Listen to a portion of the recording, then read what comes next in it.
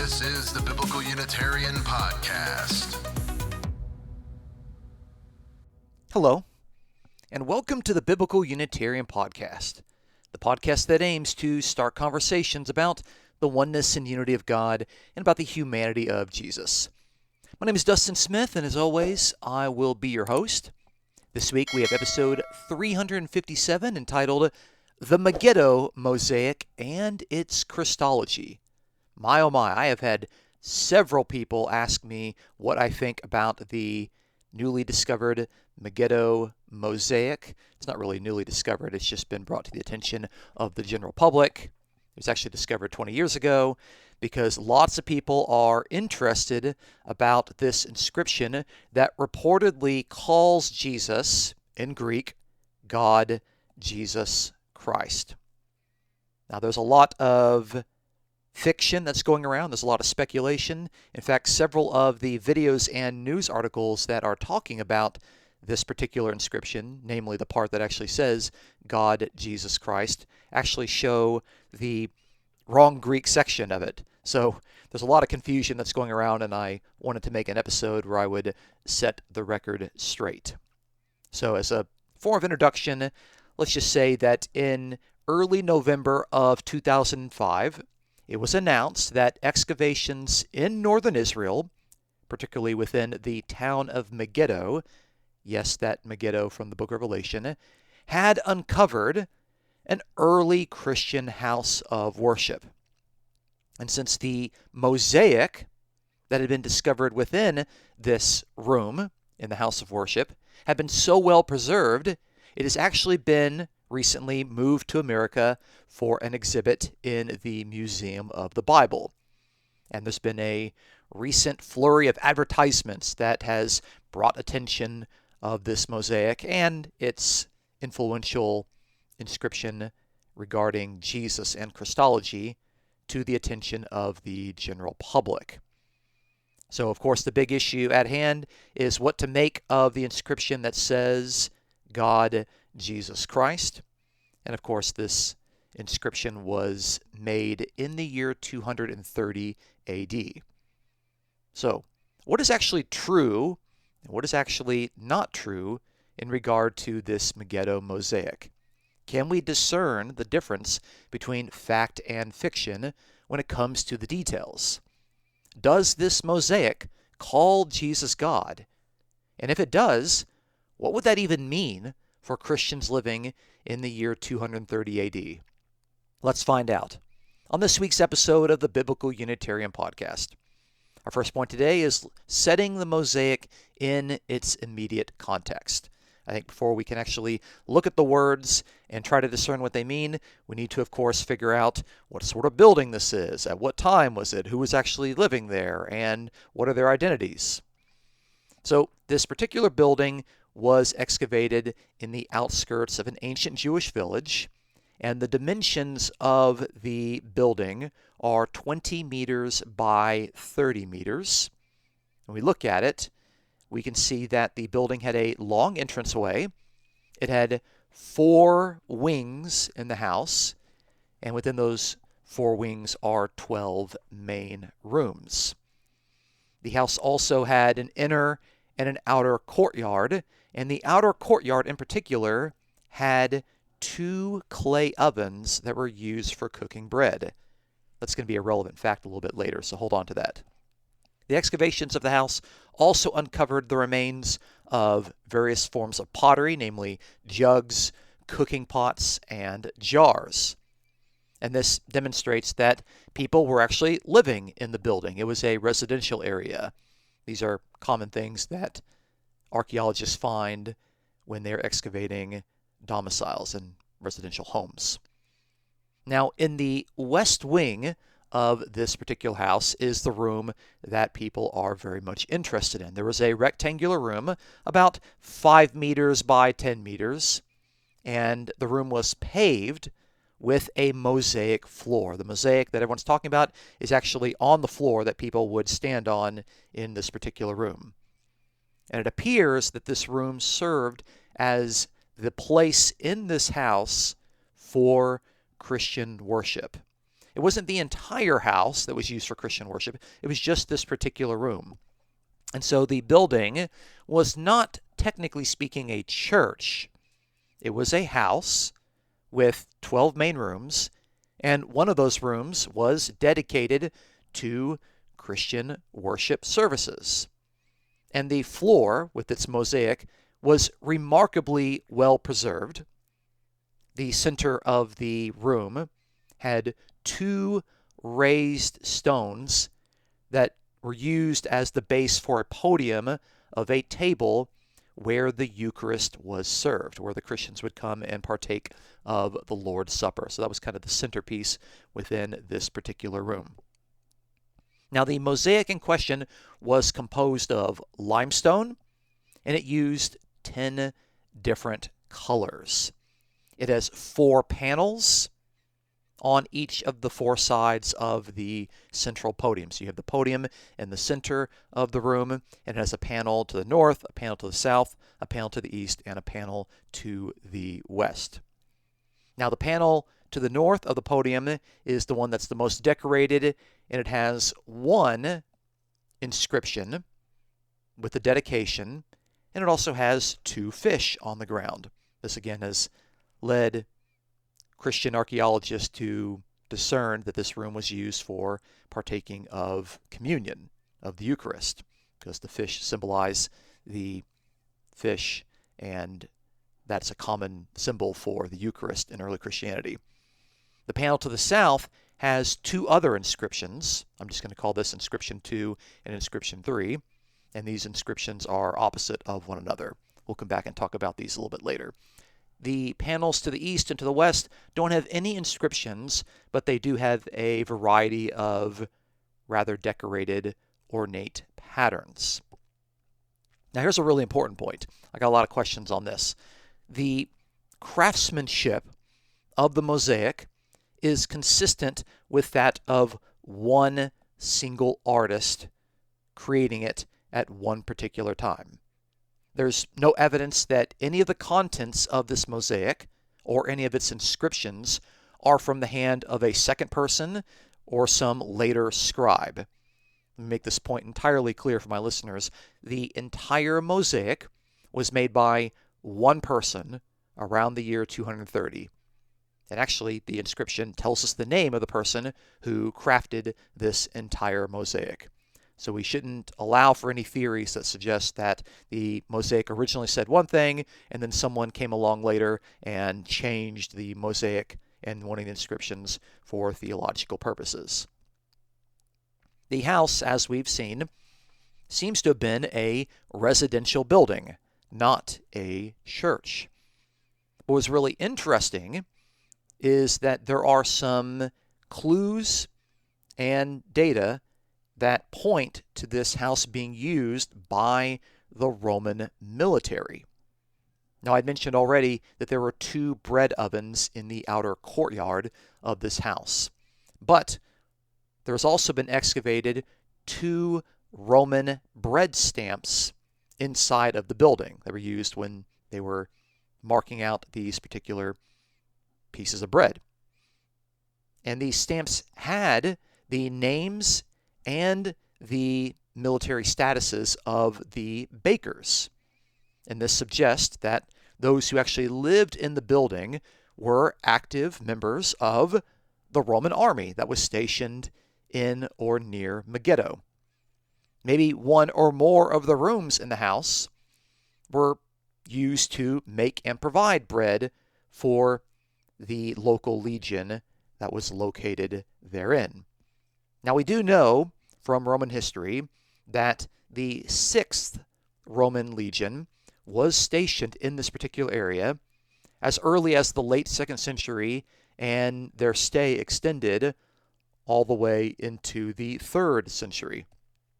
In the 3rd century in particular, the Roman Empire was facing increased pressure from external threats like the Sasanian Empire, and of course the internal instability that seemed to always take place there in Israel.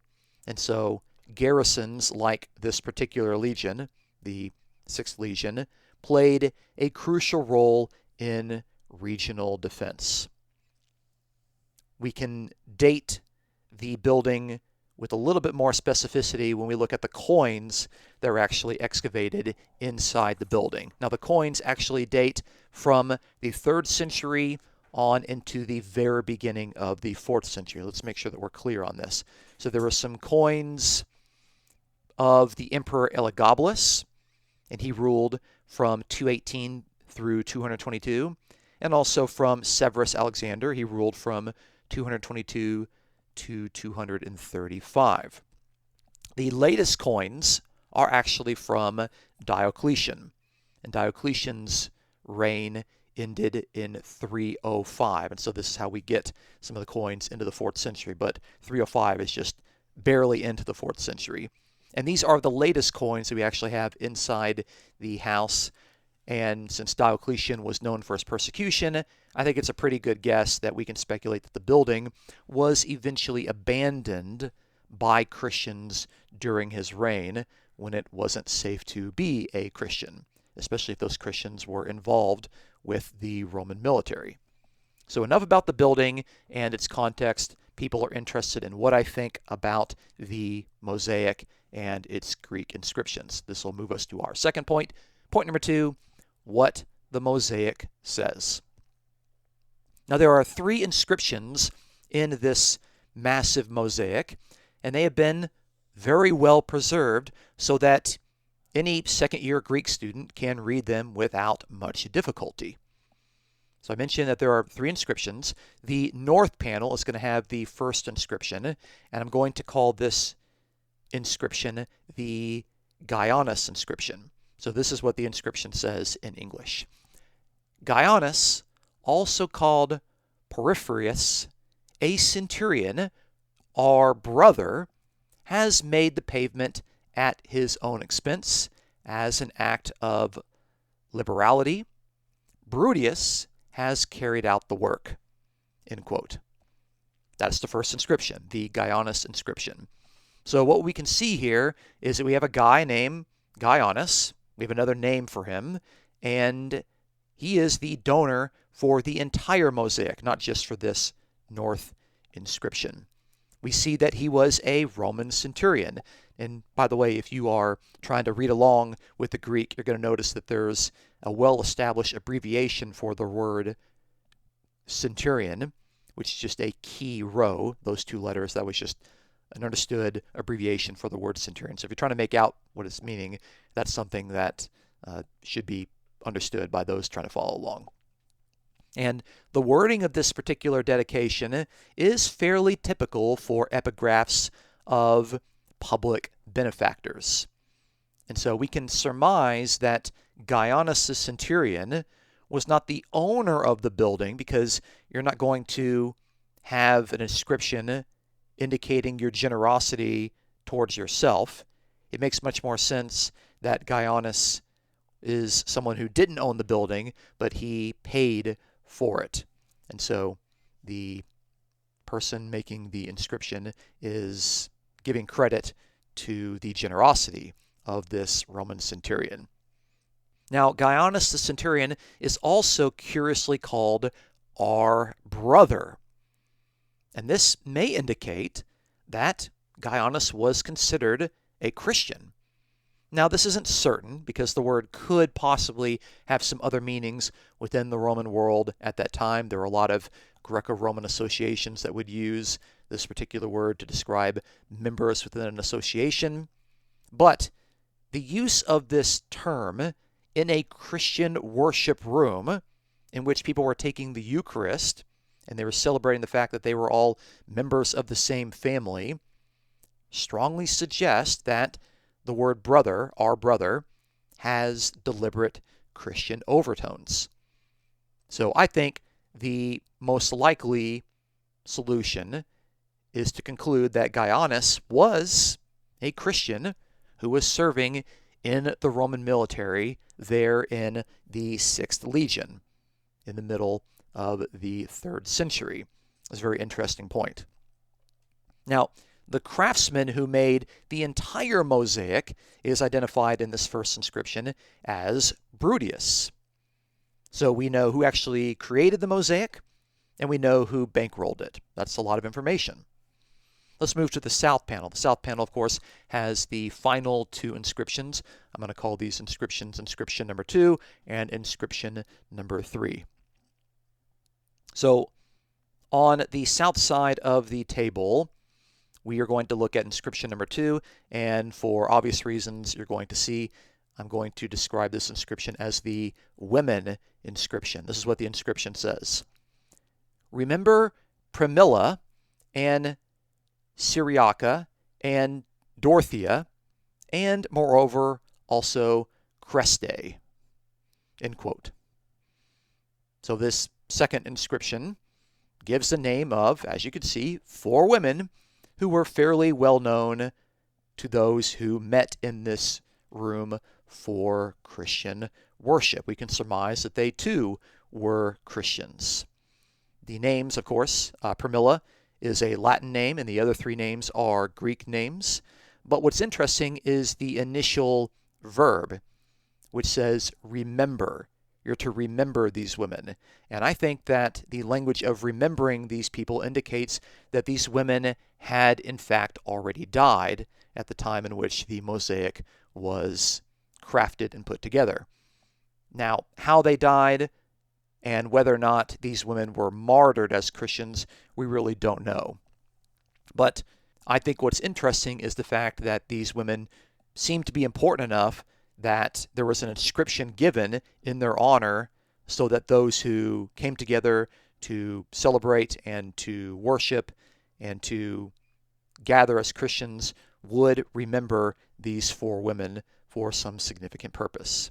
I think the fact that the circumstances of their death are not listed probably suggests that they were well known to the people that met there. That's the second inscription. We got the Gaianos inscription, we've got the women inscription, and then we're going to have the God inscription. I'm going to call that inscription number 3. This is what people have tuned in to hear about. Let's talk about it.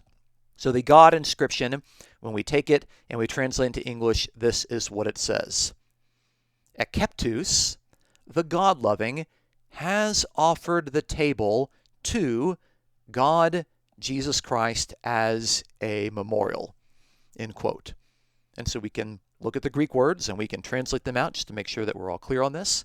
So it begins by the verb to offer, prosiniken, and then it has the subject of the verb, which is ekeptus, philotheos. And then we have the object of the verb, what actually she offered. She offered tin trapezon, which is a reference to the table. And then we have 3 abbreviated words. These abbreviated words are what are called the nomina sacra. And the abbreviated words are theo, which is just theos in the dative, Gisu, which is the proper name for Jesus, and then Christo, the word for Christ, also in the dative. And then we have the noun for memorial, minimosinon. So you put all that together, we have ekleptus, the God-loving, offered this table, or the table, to God Jesus Christ as a memorial. Now let's go back and talk about these 3 words, God, Jesus, Christ. I talked about the fact that they are abbreviated, but they're abbreviated in the regular way in which these terms are abbreviated in Greek New Testament manuscripts. And they would do that. They would take the words and they would abbreviate them down to 2 Greek letters, and they would put a line over the words, kind of like an underline, but it's really an overline, and that would indicate to the readers that these are nomina sacra abbreviations. So it's something that would be fairly common for those that are familiar with Greek manuscripts. And this inscription, I will say, to its credit, is the first occurrence of nomina sacra in a Christian inscription. We're familiar with it with the Greek manuscripts, but this is the first time that it appears in history in inscriptional evidence. So, we know who dedicated this table upon which the Eucharist was organized, and her name was Ekeptus. And we know that Akeptus was a female because her title, God-loving, has a feminine definite article. So that's interesting. This seems to be a woman of well means, and she's able to donate this particular table. So there's a lot of people that are involved in making this house and creating the mosaic and actually donating the table, and we have a lot of that information. So it's really helpful for trying to piece together everything that's taking place here. So let's talk about the inscription. Does the inscription say that the Eucharistic table was dedicated as a memorial to God Jesus Christ? I don't think that is as certain as people are trying to make it out to be.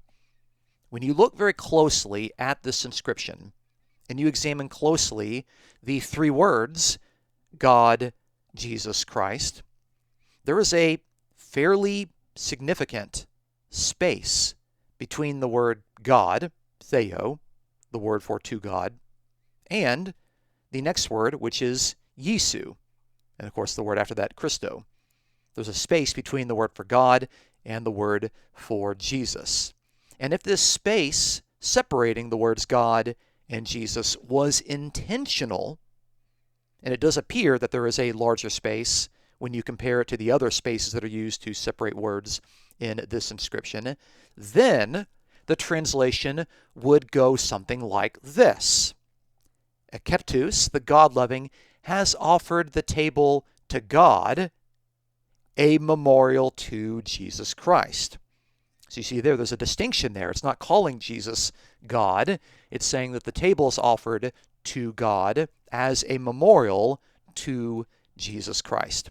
And this can't be ruled out as a possibility, because there's no denying that anyone looking at the pictures will see that there is a bigger space between the word God and Jesus.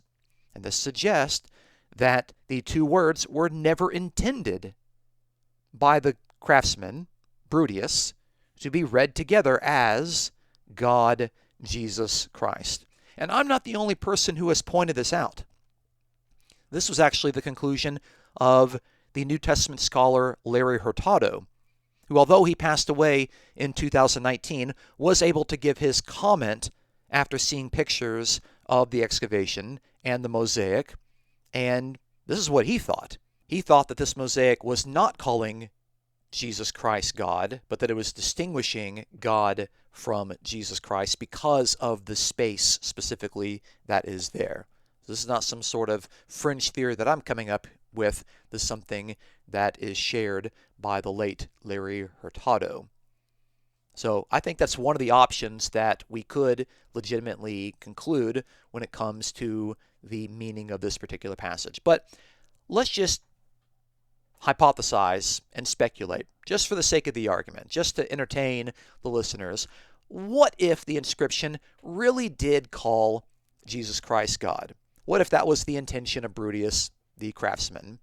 What would that even mean for Christians in the year 230, a century before the Council of Nicaea was ever brought together? This will move us to our third point, point number 3, calling Jesus God in the mid-3rd century.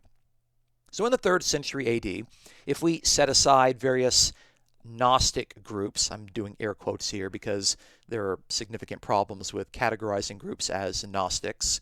See episode 299 for all the details. If we set aside these groups, then there are basically 3 major competing understandings of Christology by Christians in the 3rd century. These would be biblical Unitarians, two-stage Logos Christians, and modalist. So the two-stage Logos Christians, which famously include Justin Martyr, Tertullian, and Irenaeus. These Christians believed that there was one true God, the Creator, who was the Father alone, but they also believed that the true God created, as his first act, a second God called the Logos. The Logos was a conscious being, not just God's Word, but actually a being. And these two-stage Logos Christians would actually call the Logos a second God. They would say we have two gods. It's a lowercase g God. It's a subordinate God, but they did understand this second God to refer to Jesus. So if the Christians in Megiddo were influenced by two-stage Logos Christology, then the reference to God, Jesus Christ, would not identify Jesus as the true God, but as a lesser subordinate God. That's what the inscription would mean if the Christians possessed that particular Christology. What about the modalist? Well, there were modalists at the beginning of the 3rd century. They weren't around in the 2nd century, and they certainly weren't around in the 1st century. And these modalists would include people like Noetus of Smyrna, Praxeas, which was battled by Tertullian, and then Sibelius. So these Christians, with some slight variations, basically regarded the Father as the same person as the Son. They were both the same person. They would say God is one person, and thereby if Jesus is God, then he must also be the Father. Now, the Son and the Father would be different manifestations of the same person, or they would be different modes, thus modalism. And of course, the Holy Spirit was included along with the Father and the Son.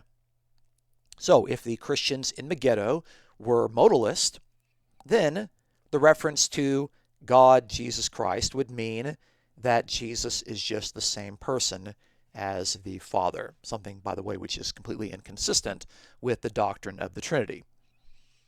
Now, the biblical Unitarians at this time would include Paul of Samosata, Theodotus of Byzantium, Artemin, Beryllus, and the bishops of Rome prior to Novatian. And these Christians, of course, if you're familiar with my podcast, you know how this works.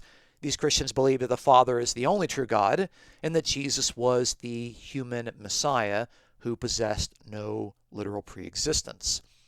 And the New Testament does in fact call Jesus God, the noun theos, on 2 occasions for certain.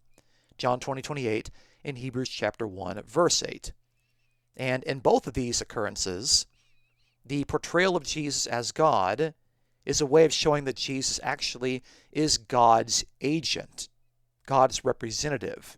Jesus still has a God above him. He still has someone who he calls my God, so Jesus is subordinate, but he is called God in the sense that he is God's agent, and agents who fully represent the sender will naturally bear the title of their sender. So Jesus, according to biblical Unitarians, are called God because he is God's agent, not because he's identified with the only true God. So, if the Christians in Megiddo were biblical Unitarian Christians, then the reference to God, Jesus Christ, would not identify Jesus as the true God, but as God's agent, the one who fully represents the true God to the point that he bears God's title. Now, there's another possibility that's been brought to my attention by my good friend Sam Tiedemann over at the Transfigured podcast.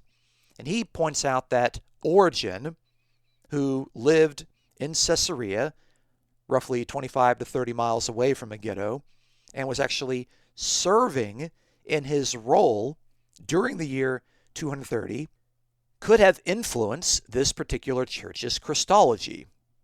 And Origen, his Christology doesn't really fit neatly into these categories because Origen argues for the eternal generation of the Son, but he does in fact refer to Jesus as God in the second sense. Jesus is subordinate to the Father. He's not equal to God, and the true God, of course, is the Father, but Jesus is someone who has been eternally generated from the Father. But as someone who's subordinate to God, that makes his Christology very interesting in light of eternal generation. So Origen is not a biblical Unitarian, he's not a modalist, and he's not a two-stage Logos theologian. He kind of is doing his own thing. But he was highly influential. He was a rock star in his particular time, and I think it's a possibility that he is someone close enough in proximity to have potentially impacted the beliefs of this particular church. One thing that is absolutely certain is that the Megiddo Mosaic does not give evidence for the belief that Jesus is the second member of the Trinity. There were no Christians in the 3rd century that believed in the doctrine of the Trinity. How do we know this? Well, it's because the Trinity was invented in the middle of the 4th century, 120 years after this inscription was made. So people can't be believing something that wasn't in existence for another century. So whatever you want to make of this mosaic, it doesn't give any evidence of the supposed legitimacy of the doctrine of the Trinity being an early Christian doctrine. So we can set that one aside right away. So what are the conclusions? What are we to make of all this? We have some options on the table, no pun intended, because we're talking about a Eucharistic table. What are we to make of all this? This is my 4th point. Point number 4, what are we to conclude about the Megiddo Mosaic's reference to God, Jesus Christ? I think when all the dust settles, we have 3 possibilities. This inscription could mean one of these 3 things. Option number 1, based on the proximity of Megiddo to Samaria, which was northeast of Megiddo. Samaria is actually the place where Justin Martyr, the famous 2-stage Logos Christian, grew up. So it's very possible that the influence of Justin Martyr had made its way over here to Megiddo. It could be that these Christians were 2-stage Logos Christians. And so I give weight to the fact that the church had in it members of the 6th Roman Legion, who of course were gathered from various parts of the Roman Empire, and likely they were more influenced by this Logos theology, which was fairly prominent in the 2nd century. And since the 6th Roman Legion had been present since the late 2nd century on into the early 3rd century, this particular Christological view may have been entrenched for a few decades by the time that the mosaic was created. So to me, that's option number 1, is that the inscription does call Jesus God and that it is a reference to God in the Christology of the 2-stage Logos Christians. Option number 2, I'm going to tip my hat to my friend Sam Tiedemann and his suggestion that Origen's Christology, where Jesus is the one who is a 2nd-tier God, but he's been eternally generated from the Father, is actually what had influenced this particular mosaic and the Christology of those who met there. And since Origen's proximity to Megiddo is so close, I think that the suggestion that Origen had impacted the beliefs of the Christians gathering here is a legitimate option. I'm going to put that as option number 2. I'm not ranking these. I'm just counting them off. Options 1, 2, and 3. But I think the likelihood that Origen's Christology is what it actually impacted the Christians here is more likely than biblical Unitarians or modalists, just simply because Origen was so influential and he was so close in location. The third option, I think, is that the inscription just plainly does not call Jesus God, but that it is instead referring to the Eucharist table that is offered to God as a memorial to Jesus Christ. This, of course, is what Larry Hurtado thought, and it actually fits the grammar of the Greek, and it makes the best sense of this pretty massive space in the ground separating the word God and Christ, the word Theo and Christou. So I think those are 3 options. Either it is calling Jesus God, and it could mean one of these 2 sub-options, or it's not, in fact, calling Jesus God at all. But calling Jesus God in the 3rd century, that's not a game changer. We shouldn't overhype this particular inscription because of the title given to Jesus. Again, Jesus is called God in the New Testament at least twice. If anything is a game changer, in my opinion, I think it's the tolerance for Christianity meeting fairly publicly in this city of Megiddo by the Roman legions, where in fact some of the Roman legions were actually a part of this Christian community. This, in my opinion, is actually the biggest historical takeaway from this archaeological find, is that in some places in the Roman Empire, Christianity was tolerated, at least during the reign of some of the Roman emperors. Thanks so much for listening to this week's episode. Join us next week as we examine different throne room images in both the Old and New Testament as they relate to the question of Jesus' preexistence. Please look forward to our next episode. If you enjoy our podcast, please consider supporting us as we aim to promote the sound truths about the oneness and unity of God and about the humanity of Jesus. You can support us absolutely for free by subscribing on YouTube or iTunes, by giving us an honest review, and by sharing your favorite episodes, like this one, with your friends on social media. All of that helps us immensely. If you'd like to throw us a few dollars, you can check out the episode description for a PayPal link, or you can subscribe with a monthly membership in one of two tiers on the YouTube channel. The Biblical Unitarian Podcast is produced and edited by Dustin Williams. I am Dustin Smith, your host. Until next time, take care and happy Thanksgiving.